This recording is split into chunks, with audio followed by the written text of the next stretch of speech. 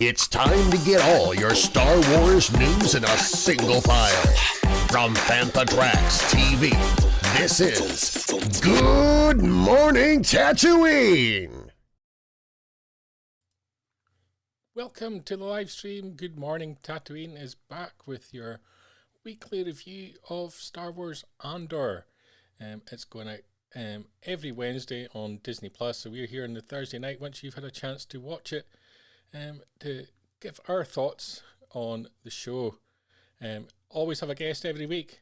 So joining me this week from FanthaTracks.com is nobody. Isn't that terrible? Where have they all gone? They have literally ghosted me. Shocking. I'm here on my own some. They're all away doing various things, I'm afraid. And I'm stuck here trying to review Andor, give my thoughts on the show myself, and so interested to see what you guys think as well. Your thoughts are just as valuable as mine are. Andor, it's been a slow build so far. We've been working on the notion that it's a slow burn, and we've been waiting for that kind of payoff, and I kind of hinted last week that I thought this week would be the week that things would kick in. We would see the assault on the dam from the rebels, we'd maybe see the dinner party that was looking promising from Mon Mothma, and we didn't see either of those. We saw a lot of character building and a very slow plot this week, so I don't know what you think of that. I was kind of disappointed a little bit. I kind of wanted more, and so it wasn't the best week for me. But you know, we'll live and learn on that. I think next week everything seems to be happening in arcs of 3 episodes, and to be fair, Tony Gilroy had alluded to that before the show started, so hopefully next week is going to be the week where things kick in, and we actually start to see this events take place. But first up, let's have a quick look at what's happening at the moment with FanthaTracks.com. Our happy-go-lucky guys, Mr. Mark Newbold, Mr. Matt Booker, are out at New York Comic Con, so if you keep your eyes on FanthaTracks social media, you'll see all the news coming out from the show. This was day one today. Big smiles on their faces. They are breaking the COVID rules. Why have you not got your masks on? Come on, guys, get it together. Just there at Will Call, picking up their passes, and you'll be able to follow all their content from the show and all their coverage on Instagram, Twitter, Facebook, at FanthaTracks and all those sites. You can also head over to booth 1858, which is Geek Stuff TNG's booth. Big Kev, one of the FanthaTracks team members, he's out there as well. And you can pick up some FanthaTracks swag. We've got some promo materials, some pin badges and so on. And if you tell Big Kev why did he leave Brian on his lonesome, he might give you a nice entry into his prize package draw there. See some nice Infinity Saga Iron Man stuff, some Avenger stuff there. He's got stuff going on the whole show. Very popular prizes to be won. But the main thrust of this show is going to be Andor, and episode 5. It was a tricky episode, I think. I don't know if any actor really stood out particularly strongly. Oops, that shouldn't have happened. We're already on the live stream. It's one of those things. We're going to get these episodes. I don't want to call it a filler episode. I don't think it's fair to call it a filler episode, because we did make some plot progression. We saw a lot of character pieces. Kind of first up, we got one of my favourite characters from the show. I think he's got huge potential, is Cyril Kern. We saw him at home. He was, and this is kind of nice to see in Star Wars, because we don't often see the characters in the home environment. We're so used to the war element of the show. We don't necessarily see the sort of day-to-day life. We kind of saw it a little bit with Luke and Owen and Beru. And beyond that, we haven't really seen that much. So we kind of saw Cyril at home with his mother, tucking into some lovely, what we're going to call them, Cocoa Pops. They kind of looked similar to that. That's the kind of thing that people that are all on their own and sad and lonely sit and eat. Can't get rid of this. Welcome to the live stream. But I've got my Cocoa Pops because I'm obviously here on my lonesome. So we're talking to them. Not very nice. Excuse the crunching for 1 second. But Cyril's there. He's with his mother, who, after their stunning debut last week, where she gave him a slap and a hug, Edie, and she's given Cyril some advice, basically telling him that he made the wrong decision going into sort of corporate security.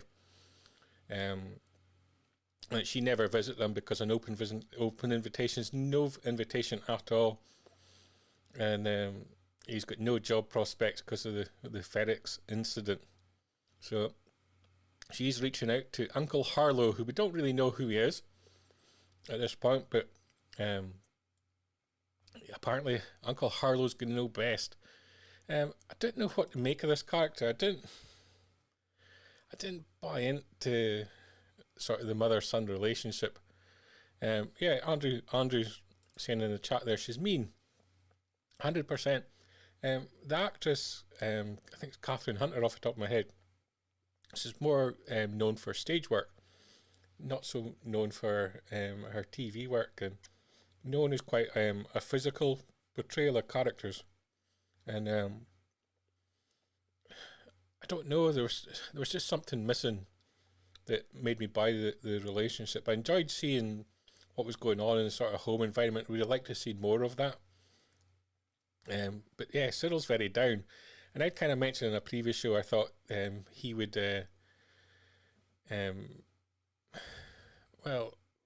he would be heading towards maybe the Imperial Security Bureau. I'm kind of changing my mind a little bit.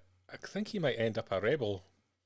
And I don't know why, but I feel he's got something about him that he's going to react to being told what to do. And it's maybe going against what we've learnt about the character so far a little bit. But I just feel there's going to be a plot twist here. And so I'm interested to see where it's going. I like the character and I'm hopeful for it. But we'll wait and see. The action kind of moved back to Aldhani. Cassian waking up and finding that Akroskeen's been searching through all his belongings. But this is under the orders of Vel. There's a lack of trust between the two of them. He kind of, Skeen notices the weapon that belonged to Luthen Real, and he knows something's not right. But they start to build some kind of relationship a little better. Cassian recognises the crate head and by the hand tattoos that Skeen's got, and they build some kind of rapport, but it's an uncomfortable rapport. Clem, as he's going by, Cassian, starts talking about how he was in a SIPO youth centre at the age of 13, spending 3 years there. And Clem kind of delivers the line that gives this episode its title: "The axe forgets, but the tree remembers." And they kind of start picking holes at each other. Andor pointing out Skeen's joined Fel's rebels to seek revenge. Andor saying himself that he's not a team player. And they start talking about other members of the team, Nemec, Kaz, all getting mentioned. And I start to learn a little bit about each character, which was interesting. And apparently Lieutenant Gorn is going to be key to the plan. And we get to learn a little bit more about Lieutenant Gorn as this episode kind of goes on. Andor not 100% convinced that they can rely on him. And Skeen kind of throws that back in Andor's face. Because Andor's here for the money, you know.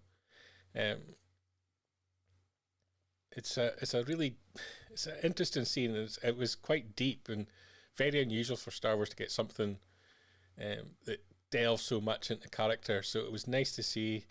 And talking about building into characters, we headed across to Coruscant straight after, and we got to see a more opulent home life, kind of the opposite of the Kern family.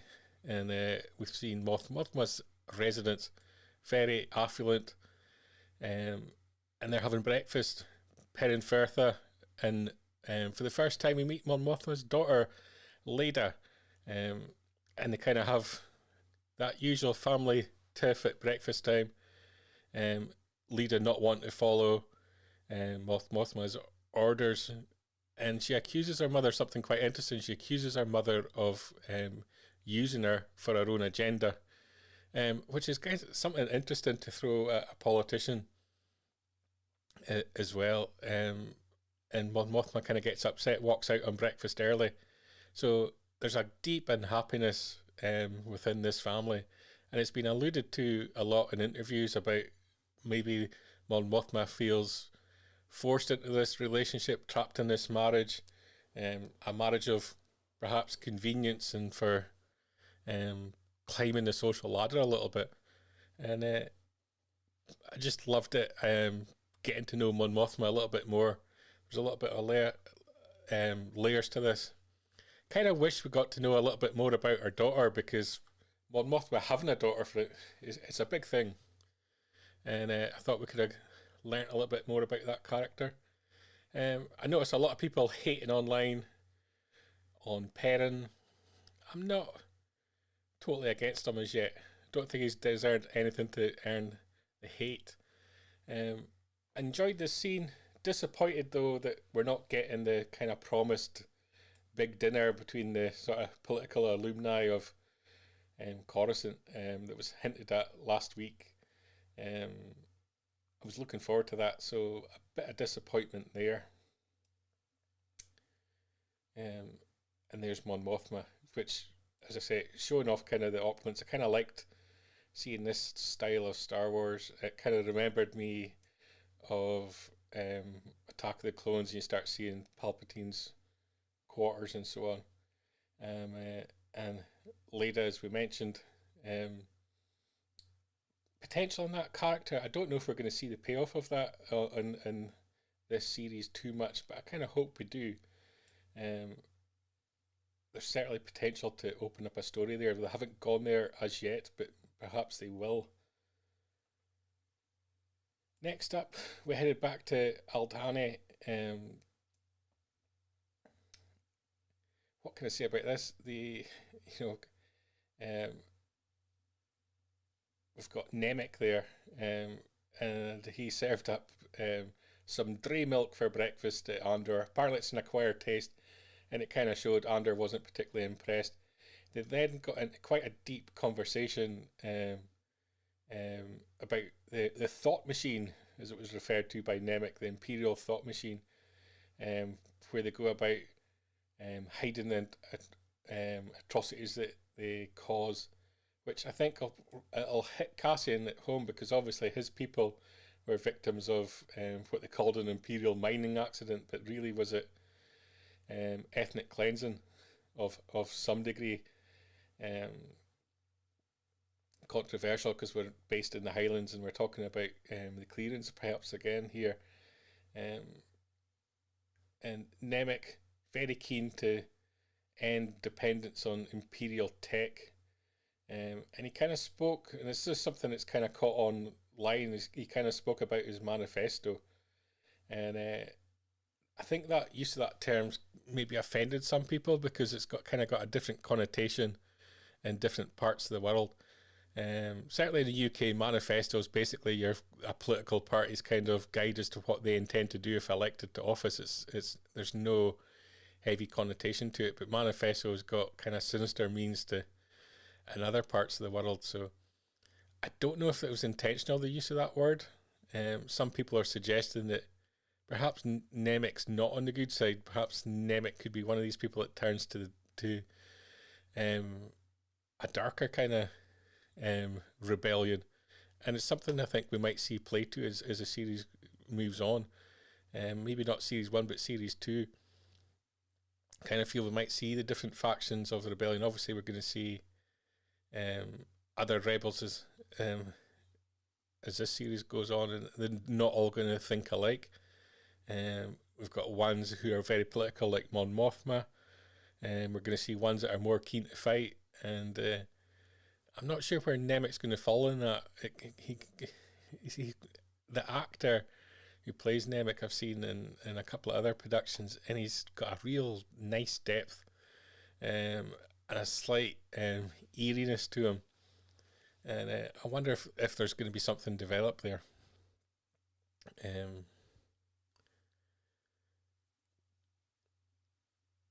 There's also talk about reconciling technology with freedom.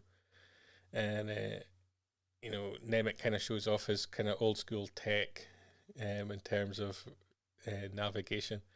And it's interesting the different ways that they're setting up these characters for their reasoning not to like the Imperials. And each character seems to have their own reason for wanting to get involved in the rebellion. And I wonder how much more we'll see of that. Clem gets called by Taramyn for a meeting in the hut at this point, and Nemec's left with Screen, and they have a conversation about trust and whether they can trust Clem or stroke Cassian. And over in the hut, Vel, Taram and Cassian are talking about the escape plans, and it kind of dawns on Cassian that even though they've been there for months, there's huge factors of this operation that these people just have no ability or understanding on. They're talking about how much weight the escape ship can carry, and it kind of dawns on Cassian very quickly that these guys don't actually know how to commit this crime that they're intending on doing, how they're going to get this payroll out of the Imperial bunker. And they start asking Cassian on his knowledge and if he can help. And I think it then dawns on Cassian at that point that Luthien brought him into this because these people actually need him. This isn't just him getting fobbed off with a job and these people getting lumbered with him. There's actually a need here, that even though they've been planning this for months, there's parts of this operation that have been incomplete until Cassian's arrived. And it's that point we kind of flip over to the Imperial bunker, which is at the dam.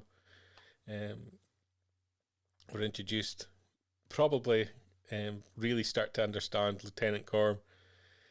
He's in the base and they're getting very anxious over the fact that they're going to be getting visitors from Coruscant. And you've got the traditional kind of structures of the planet haven't been tidied up. The Imperials have been using it for target practice, but the Lieutenant Gorm's very conscious of the fact that the locals are going to be coming. This is alluded to before. A very religious event is going to be happening near the bunker, and this is what the rebels are going to use as their sort of cover for being there. So there's still this tension. They're kind of highlighting the disrespect of the Imperials to the locals, and this is the age-old thing of Imperials taking over planets, not respecting the people that belong to those planets, and doing what they want. And it was kind of interesting. I kind of wish that the structure that was going to be used for this religious ceremony was something slightly more impressive than what they put together. It was a very, very simple stone structure. I guess they're kind of trying to highlight the fact that these are quite primitive people, or supposed to be primitive people. And it becomes very apparent that the Imperials that are at Aldeni are not happy about being there. It's almost like a punishment job to be sent to Aldani Garrison. And so there's a laziness amongst the Imperials, and this is probably going to help the Imperials. We'll go back to the first episode, and Andor spoke about them being fat and lazy and not noticing people like him, and he could walk straight past them. And I think this is all part of adding to the layers of that. And back at the hut,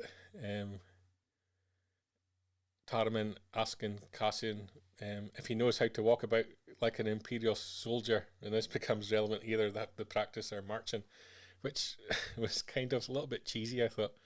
I don't think they were very good at marching either, to be honest, but there you go. And this is kind of, at this point, I was quite happy with the episode. I thought they were building layers, it was getting somewhere. I was quite enjoying it. We were getting a level of depth to the characters. I thought there was a lot of fun and enjoyment, and learning a little bit about each of them. Lieutenant Gorn was interesting. Having been to the dam in person, I kind of liked the way that they've enhanced it with the CGI to make the sort of tunnel entrance in, and I kind of liked how they used the landscape as well round about it. This is the structure that I spoke about, that they hadn't cleaned up. This is the kind of where the sort of pilgrimage is to. I thought it could have been slightly more impressive than that. I get why it's not, but each are going to be to their own, I think. It is very, I guess they're trying to build into almost like the Stonehenge kind of element, which is much more a English druid thing than it is something that you would associate with the Highlands. But we'll let it pass. I can understand what they're trying to get to, but as I mentioned, at this point the episode I thought was going well, but then it kind of just took a weird, very slow turn, and we kind of got this whole passage where they went back to Ferrex. Lieutenant Supervisor Blevin was kind of observing them tidying up Ferrex, and Captain Tigo is basically there to help him. And they've kind of taken over what was a hotel, I think, and they're trying to turn it into a new headquarters for the Imperial Security Bureau. It was a quite interesting thing, and I kind of liked it as well. The way that Tigo asked if he could be made a prefect for no other reason than he wanted a title, and I thought that's very kind of plays at the nature of Imperials.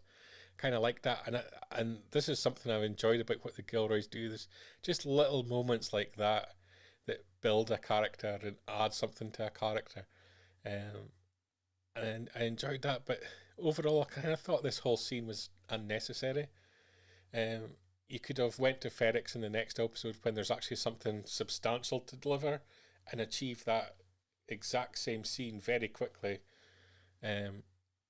As part of that, so this scene could have been cut, and I just thought kind of slowed the episode down.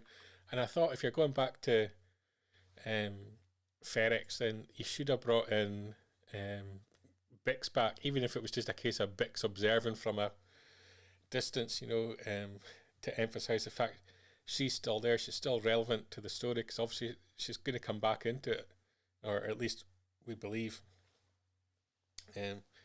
So after that short, strange scene, we flip back to Aldhani again, and this is kind of where I mentioned they were doing this weird Imperial march, which when I watched it, and I actually enjoyed the fact that Cassian asked them to swap sides, because as they were marching, the first thing that went through my head was they're on the wrong side, just by the way that their weapons were all aimed in different directions. I thought that anyone with any kind of military knowledge would have pulled that one up straight away. Didn't think they were very good at it. They're going to need to practice. But I enjoyed the fact that there was this level of depth where they were going of rehearsing, and this is a big thing for them, and it's not just a case of turn up and do the job. And then we got a nice little moment where you had a TIE fighter pull through the valley, and from a personal perspective, I kind of like that because Glen Tilt, where this is filmed, it's filmed just north of Forest Lodge, if you want to look it up on a map, is known as Star Wars Valley. So I thought it was brilliant that we now have on screen a TIE fighter flying down Star Wars Valley. And as unnecessary as this kind of whole bit was, it was just a lot of fun for me. Just had that moment of that connected the real world to Star Wars a little bit. And after my criticism of what some of the things we're doing in association with the Highlands, I like seeing something like this. I think this is the kind of thing that kind of worked. To see a TIE fighter fly down that valley was brilliant, and I appreciate the fact that they did that. We head back to the bunker, the dam. Lieutenant Gorn up on top of the dam, looking out over the Highlands, and he advises his corporal there that they're going to be expanding the airbase there, destroying the scenery, the landscape, and when asked about the locals, the corporal's pretty much told to get back to his work, and it kind of hinted pretty strongly, I think, that it doesn't matter about the locals. They're going to get exterminated. Imperials are going to do what they need to do for their own intentions. And it kind of underlined maybe why Lieutenant Gorn is alleged at this point to be helping the rebels. We're going to see if he actually follows through. I think there could yet be a twist, maybe, or we're going to maybe understand his motivations. Has he got some connection to the locals? Has he got some connection to the Imperials destroying his own planet? Because he seemed quite connected. The whole fact that he wanted them to tidy up the monument before the locals arrived. He's kind of got this connection to the locals. He doesn't want to offend them, it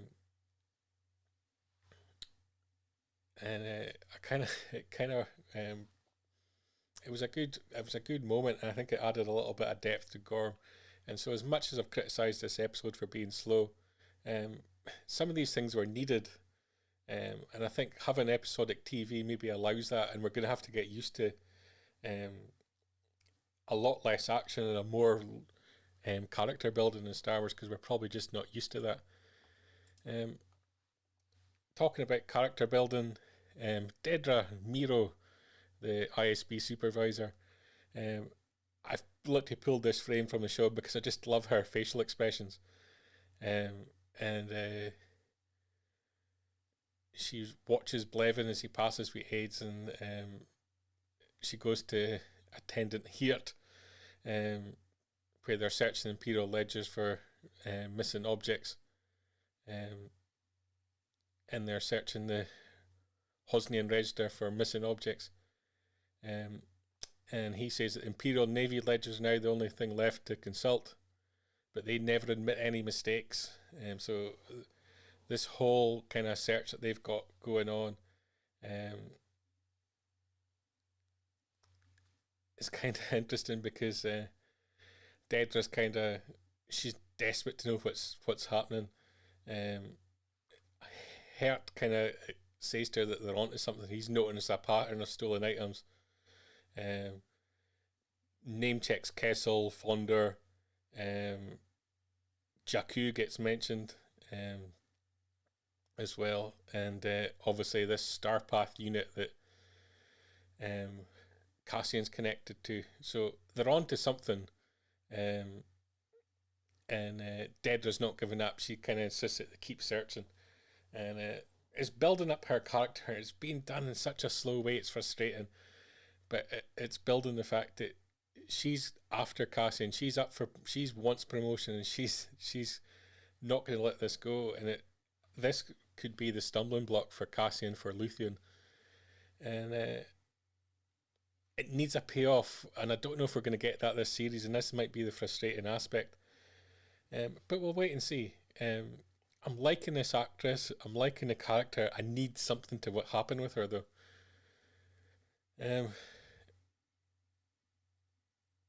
I guess at that point, we flip back to Aldhani. But really,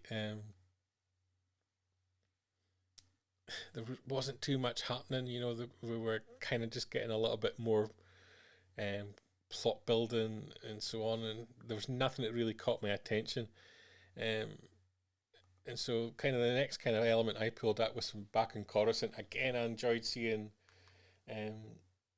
home life. It was very stark, and you know, this is the sort of the lower levels of Coruscant, very dull, very basic, and it paid off when you compare it to the opulence of Mon Mothma's location. Little droid there in the corner, kind of looking odd, like a trash compactor almost. The blue milk dispensers, I guess, in the background almost looks a little bit like a restaurant, which is kind of odd. And I don't understand what all these screens are for as well, which it kind of felt like, you know, they've put something technological there because it's supposed to be a science fiction. I didn't think it was necessary. I would have liked to have seen something that maybe gave us a little more in-depth knowledge of the character, something a little bit more personal, maybe some artwork or something like that. But I guess maybe we're trying to say these people are not the wealthiest. It's on the low rung of the ladder. Maybe they don't have the money for that kind of thing.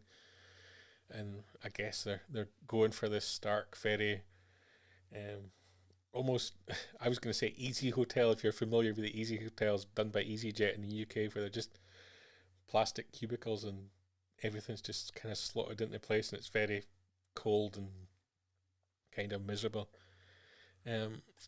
Edie's telling her son Cyril in this scene that Uncle Harlow, this famous Uncle Harlow that we've yet to meet, was of the opinion that police work didn't suit Cyril.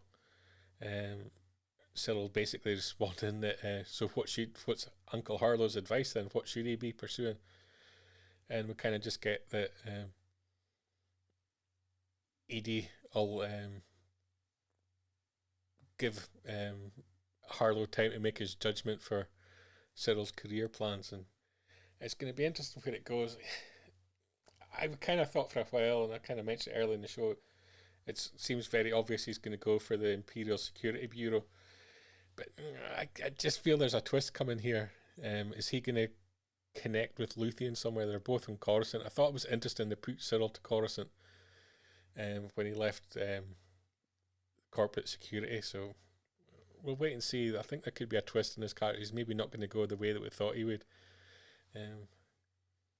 but we don't know. Back at the Aldhani Imperial base, Lieutenant Gorn has a kind of falling out with his I guess what you would call them his subordinates. They're supposed to be getting ready for their important visit from the higher ups in Coruscant, and they haven't painted a wall, and they get into this little back and forth about how all the people are kind of demoralized, not enjoying life on Aldhani, and he kind of gives them a little bit of a break and says, well, as long as you've got the wall done by tomorrow afternoon, which kind of makes him very different from other Imperials, where he seems to have this kind of relationship with his guys. He's a lot more relaxed, not as vicious and as cruel as you might get some people at the top. You would expect in the Imperials, and we kind of get the first look at what the target is. So this is basically what a quarter, 3 months worth of Imperial payroll looks like. It's so I guess it's kind of made to be like almost like gold bars, kind of wrapped up in some kind of technology. It's kind of something we don't really see in Star Wars too much, is the financial side of things. So this is obviously where the money's at, and this is what they're going for. Back amongst our rebel group, things are getting a little bit tetchy. The tension between Skeen and Cassian kind of kicks off, and the signet gets pulled from Cassian's neck, and they kind of comment about how it's made from Kyber. Skeen's not happy, accuses Cassian of hiding who he really is. Vel tries to take control of the situation, but Skeen's pretty much determined to find out once and for all who Andor is. And blasters come out, and Tarman tries to calm things a little bit. Vel tries to calm things a little bit. Nemec, who was up on top of a hill, sort of playing watch out. He warns him a ship's coming. Vel gets very tetchy, orders Skeen to return the stone, and he complies, which was interesting. So obviously he's got a lot of respect for Vel, because I didn't think he was going to comply at that time. Nemec kind of chimes in that the ship that he spotted is not heading their way anymore. It's heading towards a garrison. It kind of gives the situation a little bit of a time to settle, I guess. And it gives Cassian the chance to tell his story. And he does it to some degree. He admits that he's in it for the money. He's a mercenary. Which was interesting, because none of these guys are. All these guys are there for free. They've been in it for months. Cassian's turned up at the last moment, and he's getting paid a lot of cash. And Andor kind of calls him out and basically says, all this pointing the finger at him is because the rest of them are scared, and he basically tells them it's okay to be scared. And he kind of says to them, there's a difference between being afraid and losing one's nerve. That if they are not prepared to follow through in this plan because that they've lost a nerve, don't use him as an excuse.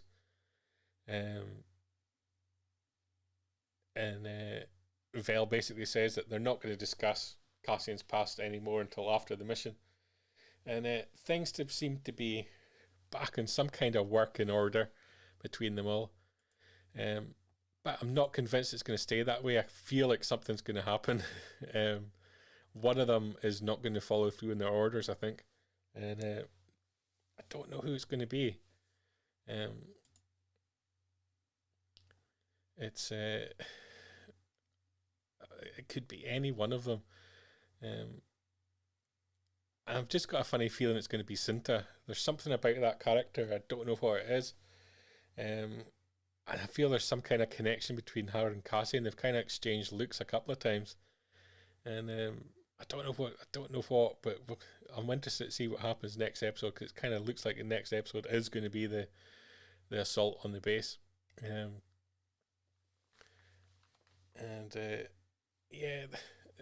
It was just good use of the landscapes, I thought, in this scene as they kind of travelled around. And obviously they're supposed to be dressed up to be locals, and kind of undercover. I thought Cassian was the least local looking of all of them, but the tensions are there. Something's going to happen. It's not going to go the way they want, I think. And we moved on quickly onto that, and a scene back on Coruscant, and this is very much like the scene on Ferrex. This felt so unnecessary. It didn't seem to achieve anything other than to give us the name of Cloris as a taxi driver, and the fact that they're going to take the expressway. There just seemed to be nothing of substance to this scene. It could have been cut. could have added a bit of pace to the episode just to remove it all. And I guess the goal was to create more tension between Mon Mothma and Perrin, and the fact that they're not talking to each other and telling each other everything. But it was just like, come on, people, was this really necessary? And again, we went back to Aldhani, and we got like a night scene and a lovely lit up shot of the dam, and I just thought it looks pretty and everything, but was it really necessary? It was just too much of this sort of just slowing the pace of the story down, and it could have been better. And finally, we started to get some real substance, I thought, and we went back to Cyril, and he's in his room in Coruscant, and you kind of got, where's his mind at? He's still obsessed with Cassian Andor. And I also like the fact he had little action figures in the background in his bedroom, and it kind of tells the journey. I kind of like all of us when we head back home to our parents and you go back to your old room, there's just little things from your childhood still there. And I thought that was a nice touch and a nice depth. I'm still confused by him, and what's he going to do? Where's he going to go? I just got this gut feeling now that he's going to end up a rebel. I don't know what it is. I'm probably going to be completely wrong. And the episode kind of checked out. Back in Coruscant at Galactic Antiques and Objects of Interest. Luthien, Rail there, trying to listen to transmissions. His assistant pretty much told him to give it up for the night. And for the first time, we kind of maybe got a little bit of emotion from Luthien, where he admitted that he's worried about this operation. And he also admitted that he wasn't clever on this, and that there's links between him and Cassian, and his own cover may be under threat if this mission goes awry. That's kind of where the episode ended. But I just want to call out, if you look in the background there, something of interest. You'll see the Sith and Imperial holocrons, which were kind of nice to see. I still don't like the fact that they're so big. I kind of feel that a holocron should be hand-sized. Hold it in your palm of your hand, but yeah, that's just me. But if you go to the right of the holocrons, you'll see the Sakara stones from Indiana Jones. 2 of them there on the shelf, and those you don't know, that's the stones there from Indiana Jones. And if I flick back, you'll see them there in the top right kind of shelf. And I just thought that was another little touch. We've kind of seen a few links between Indiana Jones and Star Wars and Cassian Andor so far. We've seen the bullwhip up against the carbonite as well in the previous time we were in the shop. So I thought that was a nice little touch to end the episode. I thought, we're very lucky with Cassian Andor that has got the time to give this kind of depth. It's difficult. This episode was slow. There was no action. There was no punch. We're so used to that with Star Wars. And I enjoyed the fact that we got this depth in this character. And I think when we get to the end of the season, we've got the whole arc. To go back and watch this is going to be much more enjoyable than it was to watch. I kind of felt this about the first few episodes, and it worked because we got them in a batch of 3. I think if we got them individually, it might have been frustrating. I think this is the same problem. If we got this second group of 3 together, it almost feels like it should be 4 movies instead of 4 groups of 3 episodes. And it might work better in the flow. I think we'll probably end up appreciating the fact we'll learn a little bit more about these characters and their motivations and a little bit of the depth. But it's just frustrating because you just want something to kick in and something to happen. So let's see what I said last week to end the show. Hopefully next week it's going to kick off when we're going to get the assault on the base and we're going to get this party at Mon Mothma's and something's going to kick off there too. It needs that punch at this point in time. It's getting a little bit too self-involved and too self-absorbed.